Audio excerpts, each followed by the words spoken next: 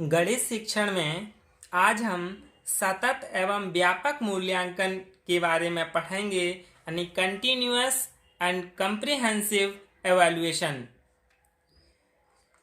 पहला है सतत आंतरिक मूल्यांकन यानी परीक्षा प्रणाली में सुधार की दृष्टि से अब विभिन्न प्रकार की परीक्षा प्रणालियों का जो परीक्षा प्रणाली हैं इनका शिक्षण में प्रयोग किया जा रहा है, क्योंकि कोई भी प्रणाली दोष मुक्त नहीं है। इसलिए सतत एवं व्यापक मूल्यांकन दोनों को ही शिक्षण में उपयोग किया जाना अनिवार्य है। तो सबसे पहले हम सतत मूल्यांकन यानी कंटिन्यूअस इंटरनल असेसमेंट के बारे में पढ़ते हैं। यानी सतत आंतरिक मूल्यांकन की अब अधिक आवश्यकता महसूस होने लगी है। सतत आंतरिक मूल्यांकन का प्रत्यय वस्तुतः परीक्षा सुधार के दो सिद्धांतों पर आधारित है। The suffix of continuous internal assessment is virtual based on the two principles of exam reforms। यानी दो सिद्धांतों पर आधारित है सतत आंतरिक मूल्यांकन। दो कौन से हैं, पहला पढ़ लेते हैं। फर्स्ट, प्रथम यानी जो व्यक्ति अध्यापन कार्य करे वही व्यक्ति मूल्यांकन का कार्य भी करे। यानी आंतरिक मूल्यांकन में क्या है कि जो अध्यापन कार्य कर रहा है वही क्या है उसका मूल्यांकन भी करे। यानी the person who does teaching work the same person should also do assessment work. दूसरा है मूल्यांकन कार्य सत्रांत में यानी सत्र के अंत में न होकर संपूर्ण सत्र के दौरान लगातार होता रहे।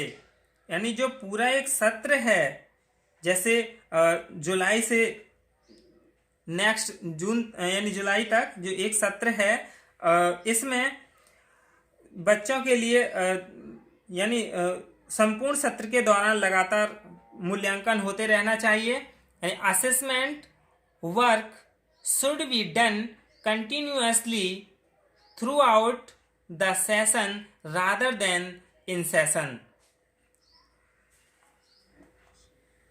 यानी सतत आंतरिक मूल्यांकन प्रणाली के अंतर्गत छात्रों की शैक्षिक प्रगति का मूल्यांकन शिक्षण कार्य कर रहे हैं अध्यापकों के द्वारा सत्र के बीच में लगातार थोड़े थोड़े अंतराल पर किया जाता रहता है तथा छात्रों को उनकी कमियों व सफलताओं की जानकारी दी जाती है।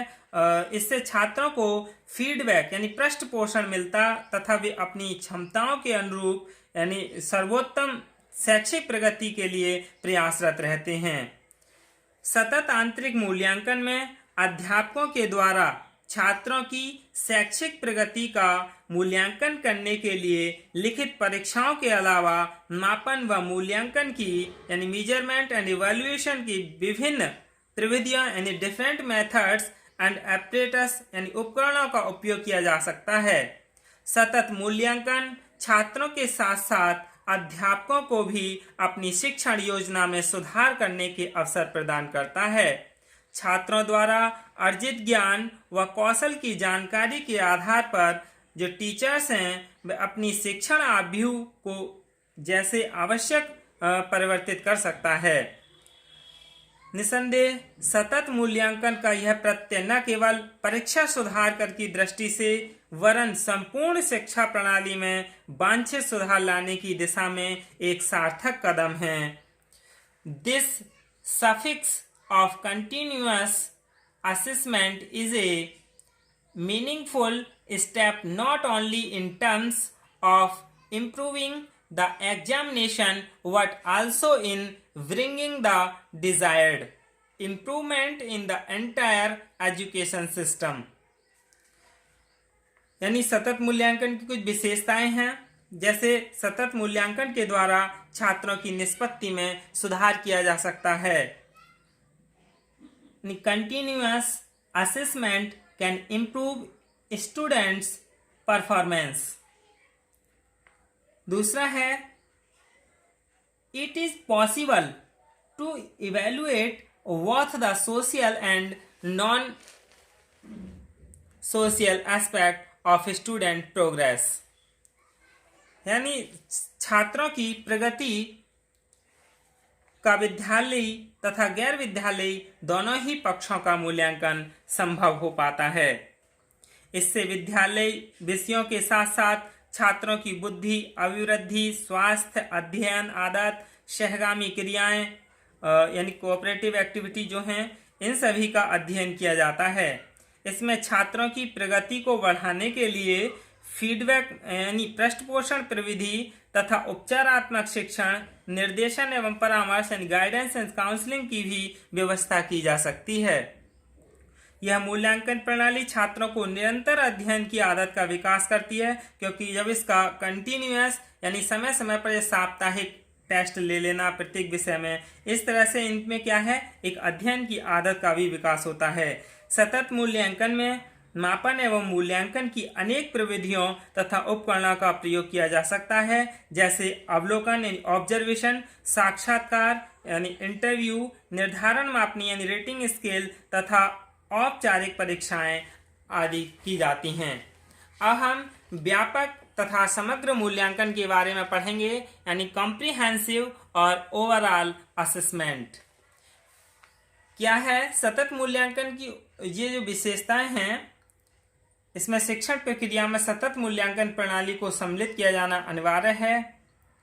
शिक्षण प्रक्रिया से व्यापक तथा सत्रांत बाह्य मूल्यांकन को हटा दिया जाए। प्रत्येक परीक्षा प्रणाली का अपना उद्देश्य होता है जो इस उद्देश्य की पूर्ति करता है। इसकी कुछ विशेषताएं हैं, यानी व्यापक मूल्यांकन की कैरेक्टरिस्टिक्स ऑफ कॉम्प्रिहेंसिव इवैल्यूएशन, यानी in the comprehensive assessment system, students are asked such questions to develop their creative and thinking power। यानी व्यापक मूल्यांकन प्रणाली में छात्रों को इस प्रकार के प्रश्न दिए जाते हैं कि वह अपनी सृजनात्मक तथा चिंतन शक्ति का विकास कर सके। Comprehensive assessment system consists of oral, written and experimental examination which leads to complete assessment of the students। यानी व्यापक मूल्यांकन प्रणाली में मौखिक, लिखित तथा प्रयोगात्मक परीक्षाएं सम्मिलित की जाती हैं, जिससे छात्र का पूर्णतः मूल्यांकन हो जाता है। व्यापक मूल्यांकन प्रणाली में शिक्षा के ज्ञानात्मक, भावात्मक तथा क्रियात्मक उद्देश्यों को महत्व दिया जाता है।